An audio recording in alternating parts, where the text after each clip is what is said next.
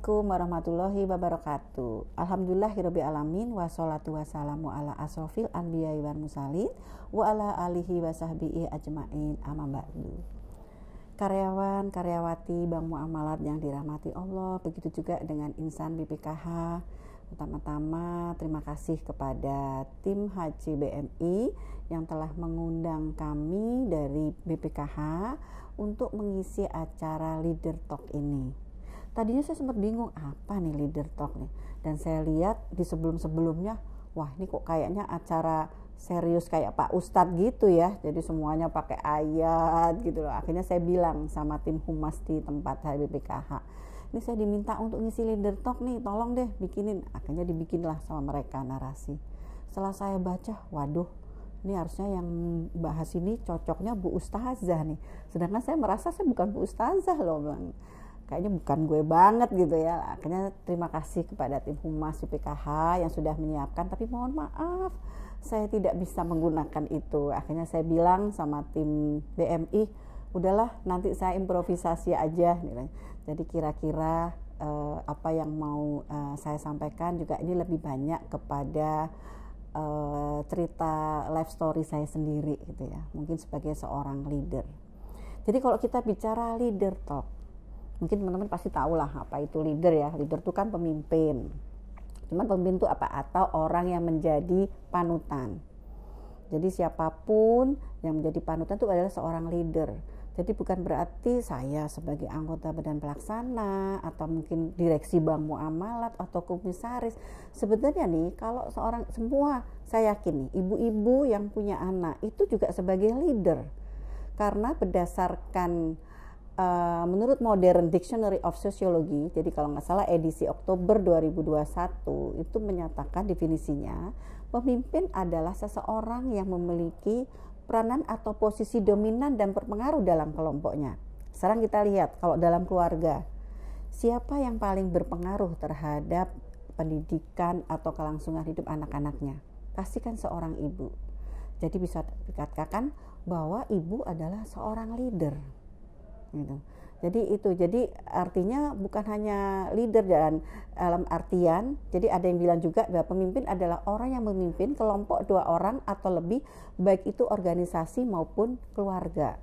Jadi artinya bahwa kita itu memimpin ya, tidak hanya di dalam suatu organisasi yang formal, jadi non formal itu juga bisa dikatakan seorang tadi contohnya ya, sebagai di dalam keluarga itu seorang ibu itu juga leader, walaupun kepala rumah tangga adalah ayah gitu ya, atau papa atau bapak. Tetapi kalau untuk yang lebih mendominasi untuk urusan anak-anak, misalnya kalau punya anak kecil, urusan mau sekolah harus bawa bekal apa gitu kan, kemudian anaknya remaja harus sumpah yang lebih care, kamu nanti jangan pulang malam dan seperti itu, semua adalah seorang ibu kan yang paling dominan. Jadi sebenarnya leader sesungguhnya dalam keluarga itu menurut saya adalah seorang ibu. Demikian juga kalau misalnya ada di dalam karyawan-karyawati ini yang menjadi anak sulung, itu juga biasanya dia dominan kan, paling tidak dia menjadi seorang leader pemimpin bagi adik-adiknya, itu juga bisa disebut sebagai leader dari menurut saya. Nah, sekarang bagaimana cerita sesungguhnya kalau di dalam organisasi atau perusahaan seorang leader pemimpin itu seperti apa? Pada bulan Februari yang lalu saya diundang oleh Profesor Safi'i Antonio. Pada saat pengukuhan di Universitas Taskia, kebetulan saya hadir, disertasi tentang hikmah bahwa leadership yang paling bagus adalah dari sifat-sifat yang diambil dari sifat-sifat Rasulullah. Saya itu begitu kebaca itu, saya langsung ingat loh, saya menjadi leader di Bank Muamalat pada saat jadi kepala divisi itu akhirnya kan diminta untuk mengisi MODP ya, kalau di sini MODP atau officer yang baru. Waktu itu kepala divisi pertama saya tahun 2009 kalau salah, itu adalah justru menjadi kepala divisi service quality. Di situ bagaimana cara melayani. Jadi pada saat itu membawahi customer service dan teller seluruh Indonesia. Nah, di situ saya mulai berpikir, atau itu saya cari buku di Gramedia tuh. Saya tuh seharian mencari buku bahan untuk presentasi bagaimana memberikan materi yang pas untuk level satpam waktu itu ya, satpam, teller dan CS gitu. Kalau untuk officer MODP ini sebelum officer ya, maksudnya jadi sebelum cerita untuk MODP itu, akhirnya saya memperoleh bahwa oh ya kalau namanya melayani gitu ya, namanya menservis orang itu memang harus dari hati. Nah tapi nggak cukup dengan hati, terus bagaimana gitu loh, way-nya itu seperti apa lah. Kemudian saya dibicu baca, ternyata ada buku agama sifat-sifat Rasulullah di situ. Ini yang akhirnya saya terapkan, bahwa kalian harus menservis bagaimana melayani nasabah dengan mengikuti sifat-sifat Rasulullah. Pertama adalah sidik. Sidik itu artinya benar ya, kebenaran. Jadi boleh diartikan sebagai di dalam kalau kita punya sifat sidik itu adalah keimanan yang benar atau tindakan yang benar. Artinya kalau di dalam nilai-nilai kita sebagai lembaga keuangan itu adalah berintegritas. Jadi kita harus punya integritas yang tinggi. Nah, kemudian di dalam sidik, jadi bagaimana kita harus berintegritas. Jadi itu baik ke semuanya dalam kita jaga gitu ya, baik untuk keluar maupun ke internal. Jadi artinya kalau eksternal itu ke nasabah, ke dalam pun biar kita ke semuanya, semua lapisan. Kemudian sifat yang kedua adalah amanah. Amanah itu artinya dapat dipercaya. Jadi kita tahu bahwa sampai Nabi Muhammad sempat disebut sebagai Muhammad Al-Amin gitu ya, karena artinya adalah yang terpercaya. Ini kalau kita terapkan dalam kita bekerja, itu kita harus bisa menjaga hubungan yang harmonis dengan sesama atau lingkungan. Jadi artinya kita bisa berarti lah kalau dengan nasabah ya pasti ya, nasabah kalau misalnya teman-teman jadi seorang frontline, bagaimana kita bisa melayani sehingga nasabah itu mempercayai, kan karena dia ngasih data kan. Kalau kita nggak percaya bagaimana? Itu untuk CS. Kemudian atau untuk yang frontline. Kalau untuk begitu juga dengan marketing, nah ini yang saya isi juga. Jadi materi sifat Rasulullah ini akhirnya saya kembangkan juga untuk kelas officer atau MODP, mungkin dengan agak contoh yang agak berbeda, tapi intinya sama.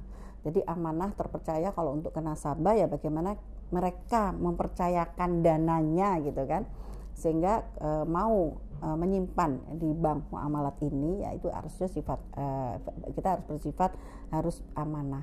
Begitu juga dengan BPKH ya, kita apalagi kita memang dari awal sudah diamanahkan untuk mengelola dana calon jamaah haji gitu. Jadi itu harus terpercaya. Kemudian sifat yang ketiga adalah fatona. Mungkin banyak yang bilang fatona itu pinter atau lebih cocoknya mungkin kompeten, ya berkompeten. Nah ini memang harus diperlukan ya, baik itu di semua sisi. Kalian di posisi manapun memang harus punya kemampuan teknis, atau mungkin kalau udah level manajer atau level kadif ke depan tuh harus semuanya juga level manajerial. Ini bisa diasah, jadi semuanya pasti bisa juga gitu ya. Walaupun ada yang memang tuh bakat gitu ya, tapi itu bisa diasah juga. Kemudian sifat Nabi yang terakhir adalah tablik. Nah ini ya justru yang paling penting dimiliki oleh seorang petugas di frontline ataupun marketing ataupun semua di lembaga atau di bank muamalat ini gitu ya. Begitu juga di BPKH. Berarti kita harus bisa menyampaikan atau mensiarkan gitu ya. Itu dengan tata cara bagaimana kemampuan berkomunikasi kita menyampaikan kepada si nasabah. Jadi misalnya ada ketentuan, ada persyaratan ini. Begitu juga dengan BPKH, apalagi kalau di BPKH kemarin ini kami merasakan ya, baru masuk terus tiba-tiba diserang dengan kebijakan pemerintah yang dalam mulai tahun ini biaya haji itu naik dan cukup signifikan gitu ya. Itu kita harus pintar-pintar bagaimana menjelaskan. Jadi setelah dijelaskan juga sebenarnya masyarakat bisa paham gitu loh. Nah itu artinya selama ini memang ada miss mungkin ya. Nah itu yang jadi sifat itu dimanapun kita berada itu yang harus dimiliki oleh semua para karyawan-karyawati bank muamalat maupun insan BPKH. Jadi sidik, amanah, fatona, dan tablik. Nah sekarang kalau kita bicara dari tadi kok saya nyebut bank muamalat dan BPKH, memang kita itu keluarga, apalagi kita sudah sekarang satu rumah gitu kan ya. Kalau dibahas Kenapa BPKH masuk ke muamalat? Karena memang banyak nilai-nilai filosofi yang memang hampir sama. Saya merasakan, mungkin kalau bisa dihitung separuh hidup saya, usia saya ini ada di bank muamalat. Jadi kami sangat memahami seperti apa nilai-nilai dimiliki muamalat. Tadinya saya sudah comfort zone, istilahnya nggak mau pindah gitu ya, nggak mau pindah ke lain hati, sudah cukup nyaman ya. Tapi kan memang nggak boleh ya, memang ada waktunya, ada masanya, memang harus selesai gitu ya, harus merelakan, diserahkan kepada pengganti penerus. Dan akhirnya kok ternyata saya juga hanya berdoa berikan tempat yang memang cocok sesuai dengan hati nurani, yang jelas memang harus syariah. Ternyata di BPKH ini hampir sama. Jadi kita juga sama mengelola dana dengan sistem syariah. Begitu juga dengan kita punya filosofi, kalau di bank muamalat itu ideal, kalau di BPKH itu iqra. Dan itu kalau di breakdown itu hampir sama, mirip semuanya persis. Jadi apa itu iqra? Kalau di BPKH mungkin bagi insan BPKH sudah paham ya, udah apal lah ya. Lah ini saya ingin sharing untuk kepada karyawan-karyawati di bank muamalat. Jadi iqra itu integrity, itu integritas ya tadi ya, berarti ya bagaimana kita berpikir, bagaimana kita berkata dan berperilaku sesuai dengan norma agama dan kode etik selayaknya insan yang terpercaya. Jadi ini mungkin sama kalau di bank muamalat adalah di Islamik. Kemudian quality, melakukan yang terbaik dalam bekerja dengan mendekati yang sempurna. Jadi artinya kualitas dalam kita harus memberikan kualitas dalam pekerjaan itu juga yang harus dijaga supaya sempurna yang baik. Nah ini mungkin kalau di bank muamalat ideal di modernnya itu ya, kita harus berkualitas dan memberikan pelayanan yang sempurna.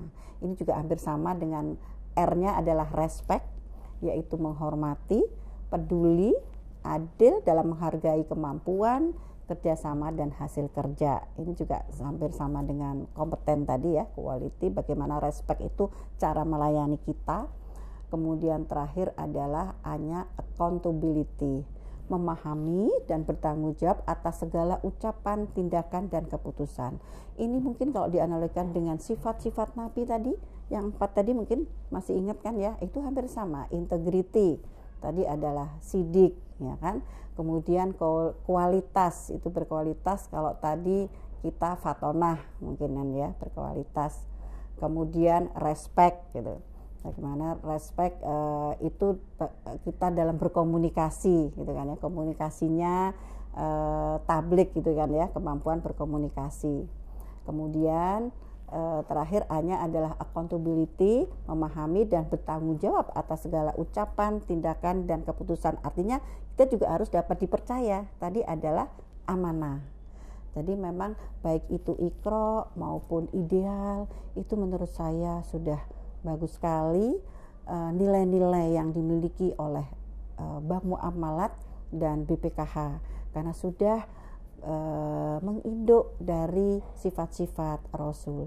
Baik, jadi demikian tadi penjelasan dari nilai-nilai iqra bagi insan BPKH. Pasti sudah hafal kan ya. Nah itu mungkin bagi karyawan-karyawati bank muamalat, kalau tadi sudah saya sampaikan mengenai iqra itu apa, pasti kan hampir sama atau mungkin bisa dikatakan 11-12 ya dengan nilai-nilai yang dikandung oleh bank muamalat, yaitu ideal, Islamik, modern dan profesional. Jadi karena itu mungkin di masa di bulan Ramadan ini itu kan masa untuk evaluasi diri gitu ya, dimana kita sudah disuruh berpuasa, dan tadi banyak ustadz juga pada bilang bahwa di bulan puasa ini semua setan-setan sudah diikat gitu, artinya kita tidak ada pikiran untuk berbuat yang kotor atau menyimpang. Lah ini mumpung coba kita mereview kita diri sendiri gitu ya, apakah kita sudah menerapkan nilai-nilai baik itu ideal untuk di karyawan-karyawati bank muamalat maupun iqra untuk insan BPKH. Dan nanti dilengkapi juga dengan tadi sifat-sifat Rasul. Jadi yang keempat tadi ya. Jadi mudah-mudahan di bulan Ramadan ini bulan suci di 10 hari terakhir, apalagi ya banyak yang sudah mulai iktikaf, coba kita merenung. Memang manusia itu tidak ada yang sempurna, kita juga termasuk saya sendiri juga pasti pernah salah ya, hampir semua. Kalau yang sempurna itu pas Nabi aja juga mungkin juga ada dosa atau dosa kecil ya, ada yang diingin oleh beliau. Jadi jangan khawatir, saatnya kita untuk minta ampun pada Allah. Mungkin ada sholat tobat ya kalau qiyamul lail. Jadi ini saatnya kita mencoba mereview diri kita sendiri, dan cobalah selalu ingat dimanapun berada, kita harus mencoba kembali lagi untuk mengingat sifat-sifat Rasul yang 4 tadi, dan kita coba terapkan dalam kehidupan kita sehari-hari. Jadilah seorang leader yang baik yang mengikuti sifat Rasul. Leader dalam artian yang tadi saya sampaikan, leader dimanapun berada, walaupun tidak hanya di dalam kantor tetapi juga di keluarga. Mungkin demikian dari kami, kurang lebihnya mohon maaf. Billahi taufik wa hidayah. Wassalamualaikum warahmatullahi wabarakatuh.